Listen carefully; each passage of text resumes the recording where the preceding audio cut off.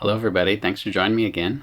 The song today is Too Late Marlene off of Duran Duran's Big Thing album. This song just came to me one of the mornings this week. I just heard this. So I took that as a good sign of what I should do this week.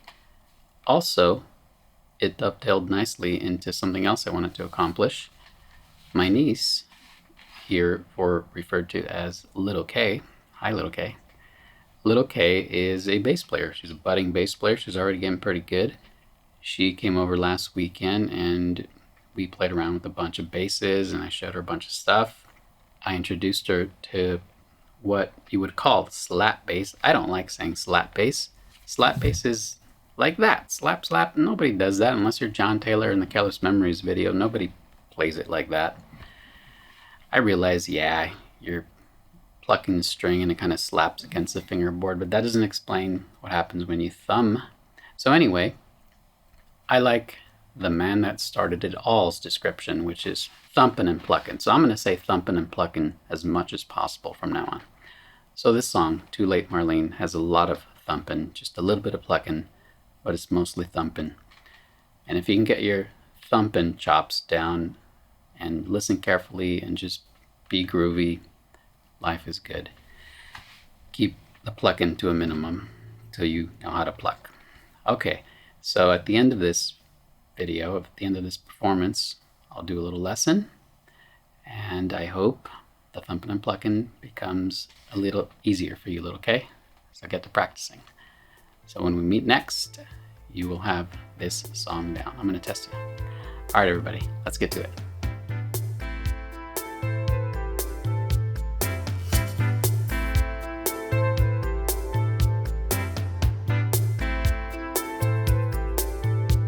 Walking out of nowhere, and I'll let you in to my imagination. Went for a spin. I've seen you every night, been making out since then, and still I wonder why everybody says that I seem thin.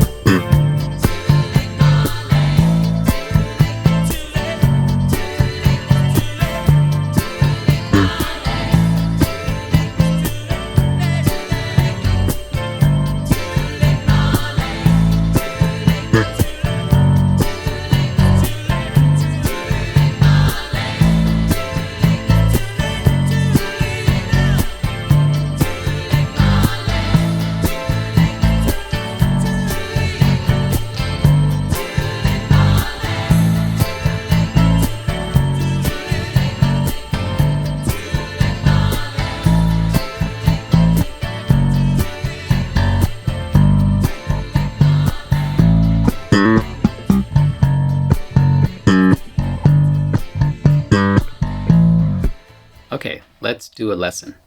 Let's just do a really quick review on what I mentioned in the intro, thumping and plucking, otherwise known as slap bass. Okay, so the thumping is your thumb part, and that's usually accomplished by hitting the bass somewhere around over here at the end of the fretboard, pretty much at the last fret or so. You can do it over here. It's a different sound, it's a different feel, but I tend to focus on doing it here.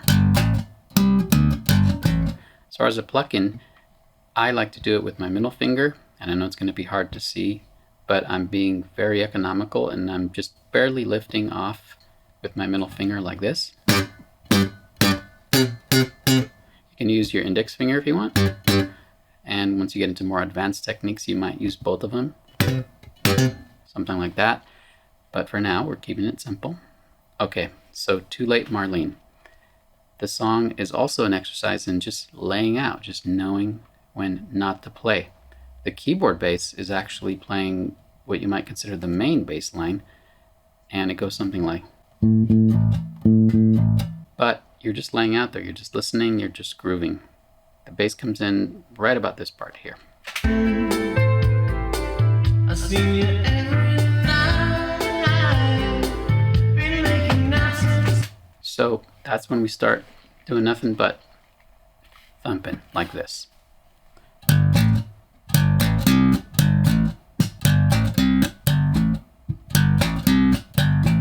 So you notice I'm kind of keeping my thumb moving, and it's a hard thing to explain how to do. It would be a nightmare to notate because there's so many little ghost notes and false notes.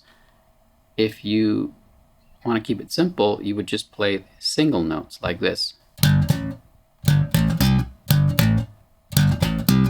Of course, that doesn't sound as funky. It could sound funky if your timing is great and you're complementing whatever else is going on in the song, but you will tend to gravitate towards keeping your hand moving at all times, kind of like a funk guitarist might be picking with this pick and kind of keeping sixteenths going all the time, even if he's not actually playing sixteenths. So something like,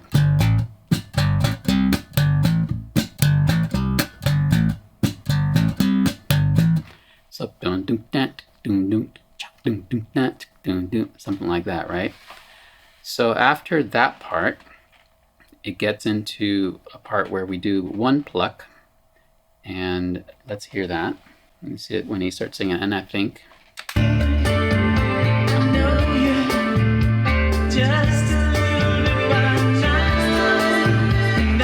So that part, it just goes.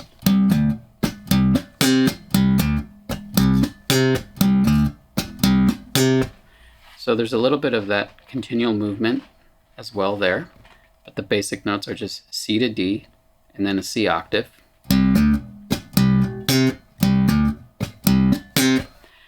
After that, I can't really tell if he's staying on the C or going up to a D. I'm going up to a D, but then it does a run where it goes D, F sharp, G, G sharp, so a little chromatic run like. I tend to play on the offbeats, so I like the way it sounds, the way the groove goes when I go. But you could just as well go. It's up to you. I tend to hear it and feel it more on the offbeat. And then we're into the next part. Let me cue that up. That's too far back. You see, baby, Here we go.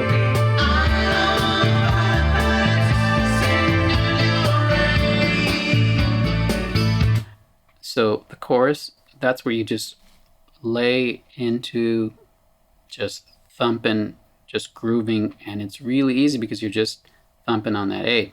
It also can be very difficult because you're just thumping on that A, so you might get distracted. So just keep listening to the drums, keep listening to everything around you, the vocals too, and you're just going bump, bump, bump, bump, bump, bump, bump, bump. That's all you're doing.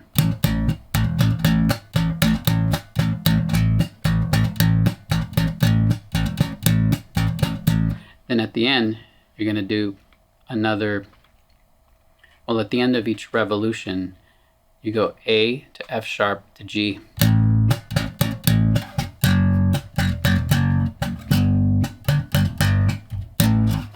And that's pretty much it. Incidentally, that's a really awesome chord progression right there, because it's kind of like A minor to a D over F sharp to a C over a G, something like this.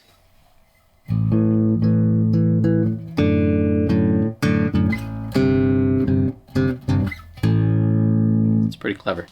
So after that, after we do that, we get into the break or the bridge, which is a really nice exercise. You're going to take a break from thumping and plucking, and it's just a straight line.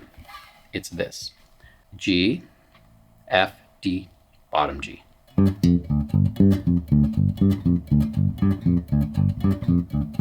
So for this one, you're kind of just a machine right there. You're just, and then you transition into the D. That's when the sax solo is going on. And in the original recording, there may be some other things going on when he's doing the D. I might hear like something like,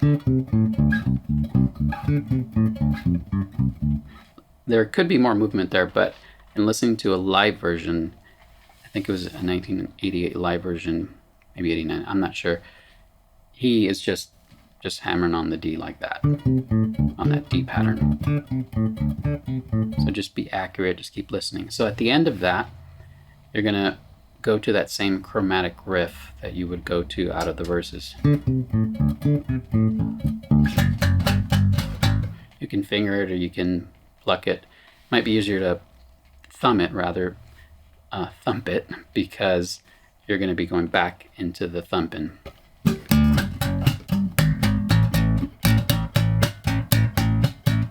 Then you're into the last chorus. And the only thing tricky about the last chorus is that it does it twice. So you're going to do that pattern twice where you go.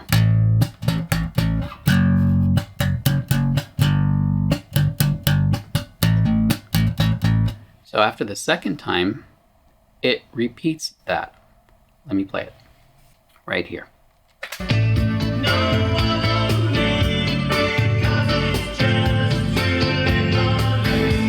So there, it just keeps repeating that.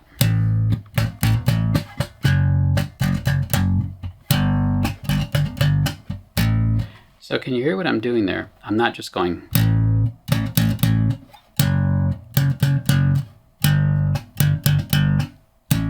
That's fine if that's all you can do, if you can do it accurately. However, you kind of want to build up to where you're really dancing with it.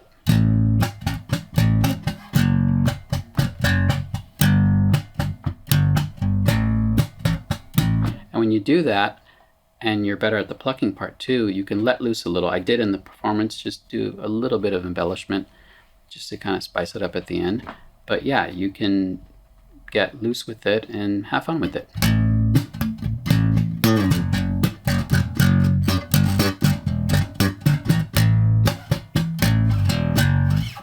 So something like that. Okay, I hope that has been enlightening, and I'll catch you all another time. Thank you. Bye-bye.